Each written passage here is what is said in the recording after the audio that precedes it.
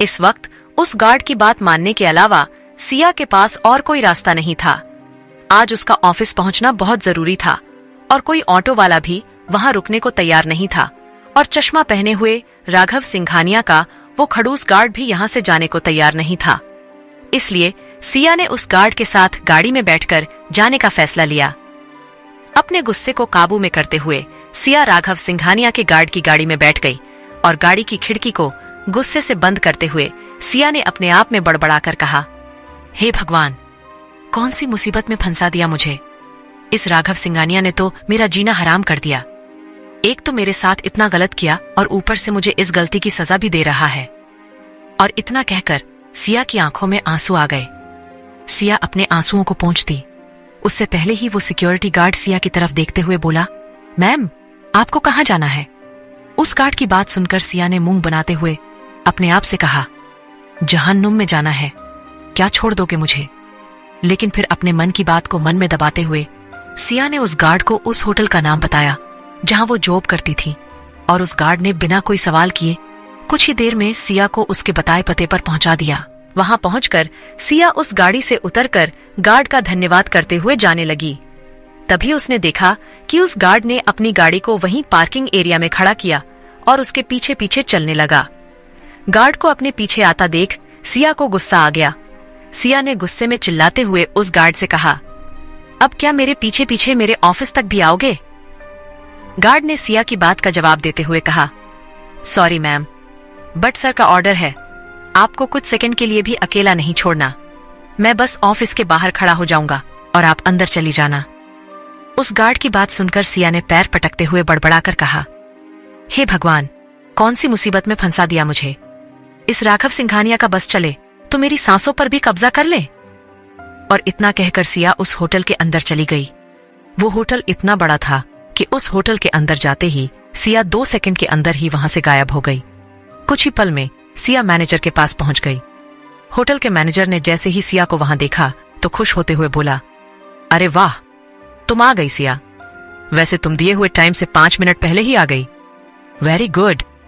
अब आ गई हो तो चलो जाओ मिस्टर गोयंका के मनपसंद खाने की तैयारी करो। मैनेजर की बात सुनकर सिया ने अपनी गर्दन हाँ में हिलाते हुए कहा, जी सर, अभी जाती हूँ। और इतना कहकर सिया वहां से चली जाती है और किचन में पहुंचकर खाने की तैयारी करती है। ठीक 1 घंटे बाद मैनेजर चिल्लाता हुआ होटल के किचन में आया और सिया से बोला, मिस सिया, क्या ब्रेकफास्ट रेडी है। सिया ने अपनी हाँ में जवाब देते हुए कहा, जी सर, मिस्टर गोयंका का ब्रेकफास्ट एकदम रेडी है। मैनेजर ने खुश होते हुए मुस्कान के साथ कहा, ग्रेट सिया, चलो अब जाओ और मिस्टर गोयंका को खाना सर्व करो। मैनेजर की बात सुनकर सिया ने हकलाते हुए कहा, बट सर मैं क्यों। माफ करना सर, पर मेरा काम तो खाना बनाना है ना कि सर्व करना। सिया की बात सुनकर मैनेजर ने कहा, देखो सिया, तुम तो जानती हो मिस्टर गोयंका का गुस्सा, तुम्हारे अलावा कोई और उन्हें हैंडल नहीं कर सकता। वैसे भी तुम्हें अपने सामने देखकर वो शांत हो जाते हैं, लेकिन अगर स्टाफ का कोई और गया तो वो गुस्से से पागल हो जाएंगे। मिस्टर गोयंका के गुस्से को सिया भी बहुत अच्छे से जानती थी।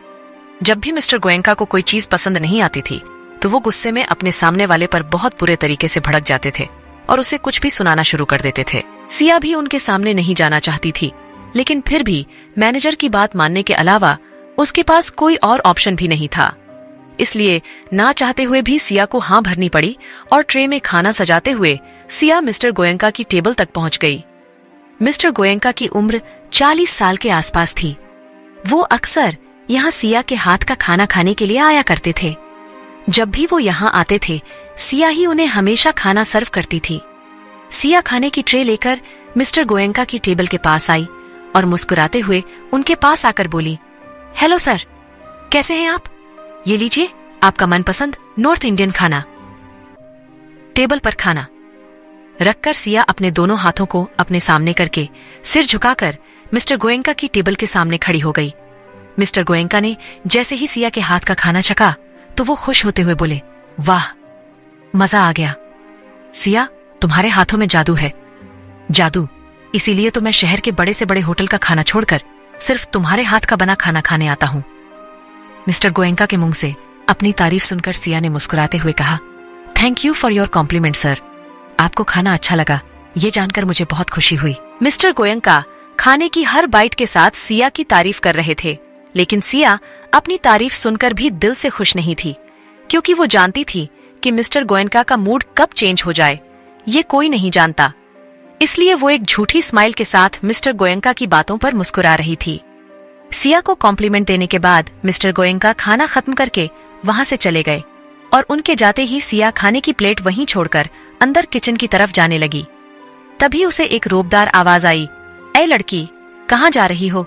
इधर आओ और मुझे खाना सर्व करो। सिया ने पीछे मुड़कर देखा तो एक टेबल पर 3-4 लड़के बैठकर ड्रिंक कर रहे थे। उन लड़कों को अपनी तरफ गंदी नजरों से घूरते देखकर सिया समझ गई कि वो निहायत ही बिगड़े हुए लड़के हैं। सिया डरते हुए उनके पास गई और बोली, सॉरी सर, पर मैं वेटर नहीं हूं। वो लड़का सिया को कुछ जवाब देता उससे पहले ही सिया ने दोबारा उन लड़कों से कहा, सॉरी सर, बट आप लोग यहां बैठकर ड्रिंक नहीं कर सकते, क्योंकि यहां ड्रिंक करना मना है। सिया की बात सुनकर उस लड़के ने गुस्से में ड्रिंक का गिलास फर्श पर फेंक कर मारा और चिल्लाते हुए बोला, तेरी इतनी हिम्मत कि तू राज सिंघल से पंगा लेगी?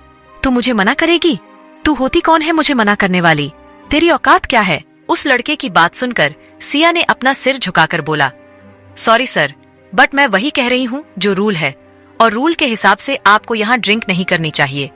वहाँ दूसरी तरफ बार है, आप वहाँ ड्रिंक कर सकते हैं। सिया ने अपनी उंगली से बार की तरफ इशारा करते हुए कहा। सिया की बात सुनकर उस लड़के का गुस्सा 7वें आसमान पर पहुंच गया और वो अपनी जगह से खड़ा होकर सिया के पास आया और उसके चेहरे के पास अपना चेहरा लाते हुए बोला, तू मुझे बताएगी कि मुझे ड्रिंक कहाँ करनी चाहिए और कहाँ नहीं? जैसे ही कांच टूटने की आवाज आई तो उस आवाज को सुनकर सभी लोग वहां इकट्ठा हो गए और मैनेजर दौड़ता हुआ सिया के पास आया। वहां आकर जैसे ही उसने फर्श पर गिरे कांच के गिलास को देखा तो बोला, क्या हुआ सर, कोई प्रॉब्लम है क्या? मैनेजर की बात सुनकर वो लड़का चिल्लाते हुए बोला, हाँ प्रॉब्लम तो है, और मेरी प्रॉब्लम ये लड़की है। इसकी औकात तो देखो, मुझे खाना सर्व करने से मना कर रही है और ऊपर से मुझे बोलती है कि यहाँ ड्रिंक करना मना है। सिया ने एक बार फिर अपना सिर झुकाते हुए बोला, सॉरी सर, बट मैं वही कह रही हूँ जो सच है, यहाँ ड्रिंक करने की परमिशन किसी को नहीं है। सिया आगे कुछ बोलती उससे पहले ही मैनेजर ने उसके कानों में कहा, तुम जानती हो ये कौन है? मशहूर बिजनेसमैन ओम सिंघल के इकलौते बेटे राज सिंघल। इनसे पंगा लेना मतलब इस होटल पर ताला लगवाना। क्या तुम इस होटल को बंद करवाना चाहती हो? मैनेजर की बात सुनकर सिया को एहसास हुआ कि उससे कितनी बड़ी गलती हो गई, इसलिए उसने तुरंत सिर झुकाकर माफी मांगते हुए कहा, सॉरी सर, आपको जो करना है करिए, मैं कुछ नहीं बोलूंगी, मुझे नहीं पता था कि आप। सिया आगे कुछ बोलती उससे पहले ही राज सिंघल जोर जोर से हंसने लगा और हंसते हुए बोला, देखा, आ गई ना अपनी औकात पर। जैसे ही पता चला कि मैं बड़े और अमीर घर का बेटा हूँ, तेवर बदल गए तुम्हारे। उस लड़के की बात पर सिया ने कोई जवाब नहीं दिया और अपना सिर झुकाकर वहीं खड़ी रही।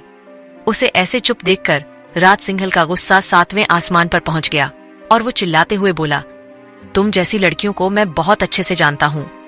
तुम्हें जब तक मैं तुम्हारी औकात नहीं दिखाऊंगा तब तक तुम्हें समझ नहीं आएगा कि राज सिंघल क्या चीज है।